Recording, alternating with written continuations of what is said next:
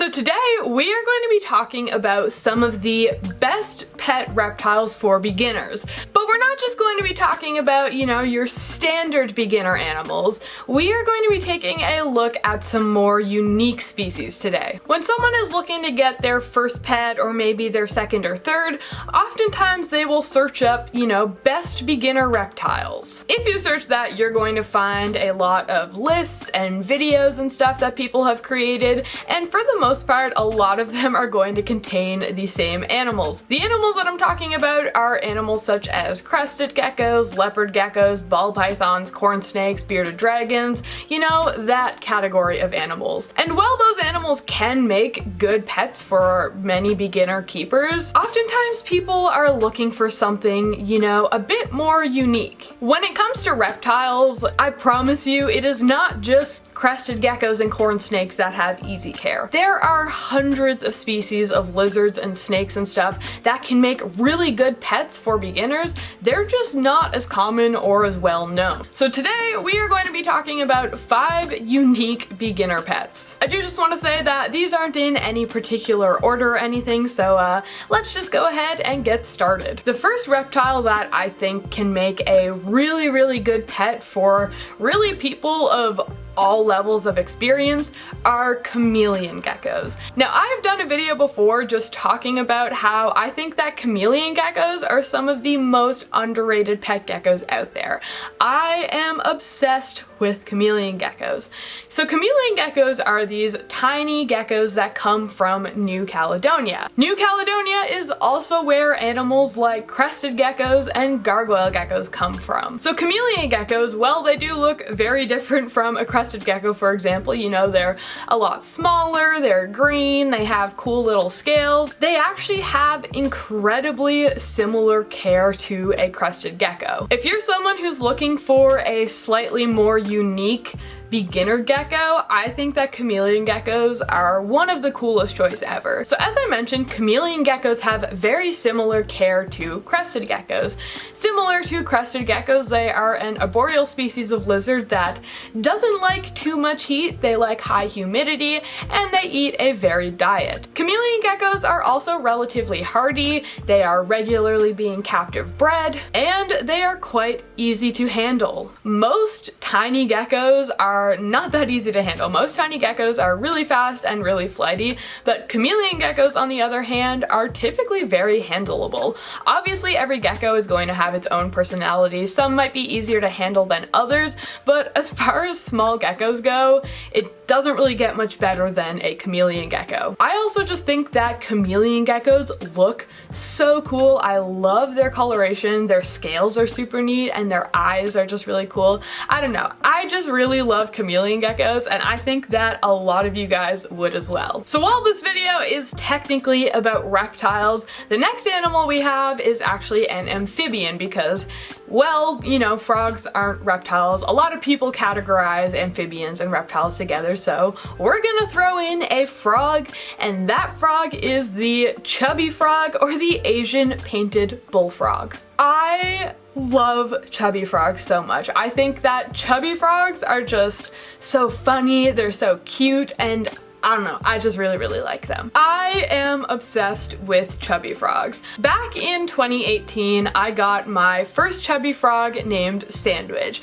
Sandwich, ever since I got him, has just been one of my, like, most special pets. Sandwich holds a very special place in my heart. A lot of people, when they think of good beginner frogs, often think of Pac-Man frogs. Now, I have discussed before why I don't think Pac-Man frogs make good pets at all, and personally, I do not recommend them. However, if you are interested in terrestrial frogs like Pac-Man frogs, I guarantee that you will enjoy chubby frogs. So caring for chubby frogs is really not that difficult, and in my opinion, it is something that a beginner pet keeper is definitely capable of with enough research. You know, one of the most important things with frogs is making sure that they have enough moisture and humidity, so as long as you're able to maintain a lot of humidity, you're probably not going to have many issues. Chubby frogs don't require a lot of heat. I previously gave Sandwich a heat source and I didn't see him use it for 2 years, worse. If anything, he just avoided it.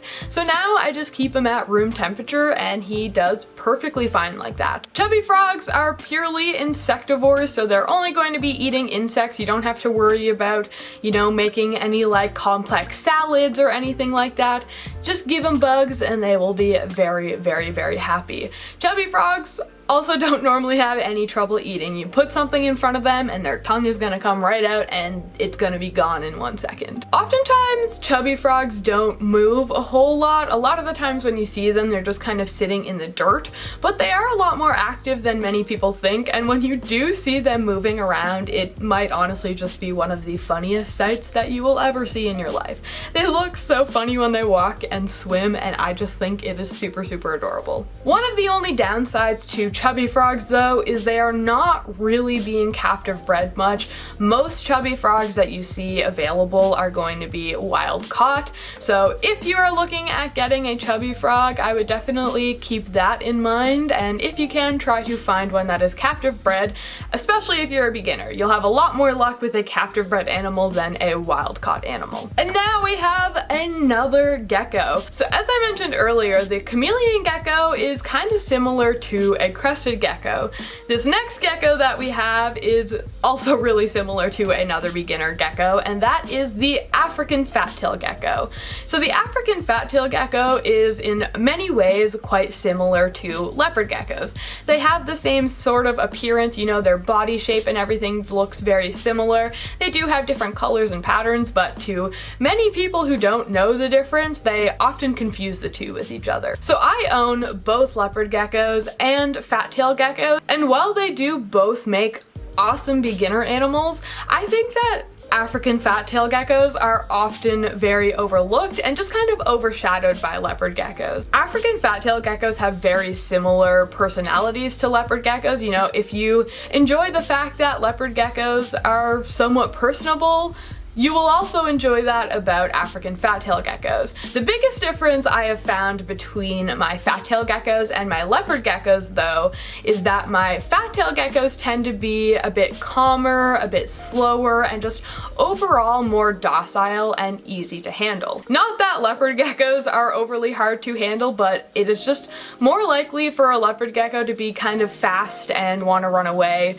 than it is for an African fat-tailed gecko. The biggest difference between African fat-tailed geckos and leopard geckos is their humidity requirements. So leopard geckos don't need a whole lot of humidity, you know, most people keep them pretty dry. African fat-tailed geckos, on the other hand, prefer a bit more humidity. Typically, I like to keep my leopard geckos around like 40% humidity, and with my fat-tailed geckos, I like to keep them around 60%. But when it comes to the temperatures they need, the diet that they eat, it is basically identical to a leopard gecko's. So the only big difference you need to take in mind is when setting up an enclosure. If you're doing one for a leopard gecko, you'll want to go for a more arid environment, whereas for a fat-tailed gecko, you'll want to go for a slightly more tropical environment. As I'm sure many of you know, leopard geckos come in many, many morphs.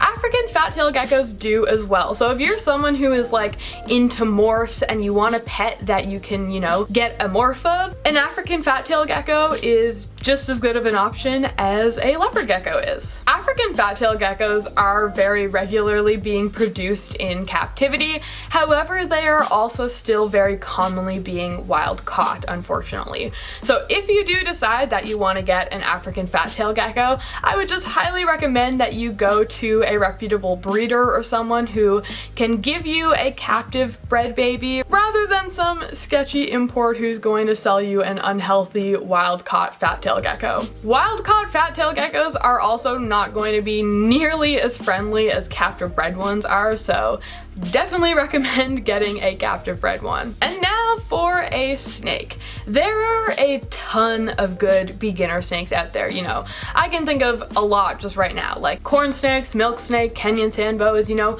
Those are all great options for beginners. However, a species that I really like and I think a lot of people overlook or just don't even really know about are children's pythons. And now I guess I don't really just mean children's python, I mean the whole like Antaresia group, which consists of children's pythons, spotted pythons, Stimson's pythons, and some others, but overall all of the snakes have a fairly similar appearance and pretty similar care, so you could really apply any of those to here, but I'm specifically talking about a children's python because that is what I own. Out of all the snakes I own, which is like 12 different snakes, I think that the children's python might honestly be one of my favorite species. Something that I love about children's python and other Antaresia snakes is the fact that they just don't get that big. A lot of people, especially for their first reptile or their first snake, don't want something that gets huge.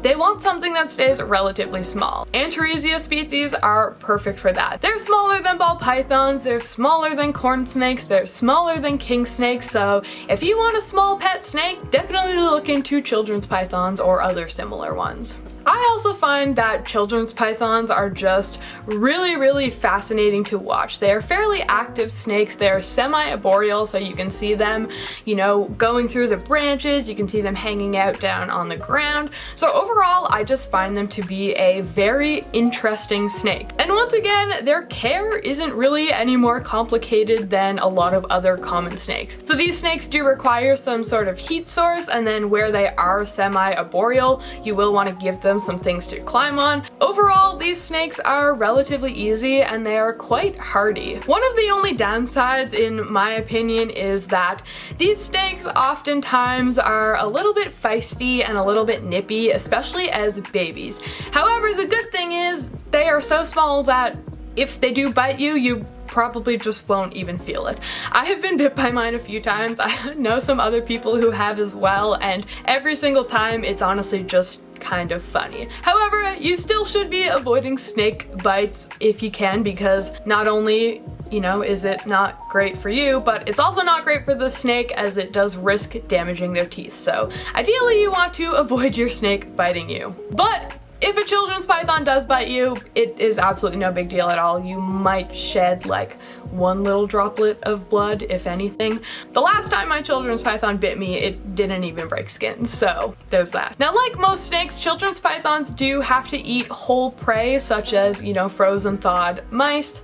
So if you are not someone who is okay with having to feed mice to your pet, I would definitely stay away from these and maybe consider some of the other options. But overall, I think that children's pythons and other Antaresia snakes are really cool and pretty underrated in my opinion, and they also make pretty good beginner pets. So the last animal that I want to talk about is one that many of you have probably seen on other best beginner pet lists. This one definitely isn't as unique as some of the others, but you know, it's still out of your typical range of like cresties, corn snakes, leopard geckos, you know, that stuff. So this animal that I'm talking about is the blue-tongued skink. Now, blue-tongued skinks are somewhat common amongst beginner keepers, however, they're not super common, so I thought that I would still include them in this list. And in my opinion, blue-tongued skinks are just one of the best first pet reptiles, especially if you're someone who's looking for something slightly larger. You know, most of these animals that I've talked about on this list so far are pretty small. You know, the biggest one I really talked about was the children's python, and they only really get to around 3 feet, and then, you know, small geckos and stuff. For a lizard though, blue-tongued skinks are quite large. They can get up to 2 feet long head to tail, so if you're looking for something that is, you know, a bit bigger than like a gecko, blue-tongued skinks might be a really good option for you. Blue-tongued skinks are pretty hardy animals, and since so many people have been keeping them for decades, we know a lot about them, so there's a lot of resources available for people to learn about them. This, in my opinion, is always really important when it comes to a beginner pet, because you don't want to recommend someone an animal that they just like can't do any research on because they're really rare, you know? You want to set people up up for success and suggest them things that they can actually research and learn about. Blue-tongued skinks are great for this. Blue-tongued skinks also aren't very fast-moving lizards. You can probably assume that just by looking at them, so you don't really have to worry about your blue-tongued skink just like zooming off or climbing up the walls or anything like that. Your blue tongue is probably just going to like leisurely walk away from you, if anything. Another reason why a lot of people just really like blue-tongued skinks is because they have a lot of personality to them. They are a diurnal species, so this means they are typically out during the day, and anytime I come down into my reptile room during the day, I can normally almost see Bella, who is my blue tongue, out in her enclosure doing something, whether it's basking, whether it's just exploring around, whether it's burrowing herself and just poking her head out. She's always doing something new, and I just really like to see what she's up to. Feeding blue-tongued skinks is also relatively easy. In the wild, blue-tongued skinks are scavengers, so they eat a very varied diet of a lot of different things. So in captivity, they're often fed things like high-quality wet dog food, because where they're basically just like nature's garbage disposal, dog food actually is pretty good for them. Now, in addition to some sort of dog food diet, it's also great to give them some whole prey. They love eggs, they love insects.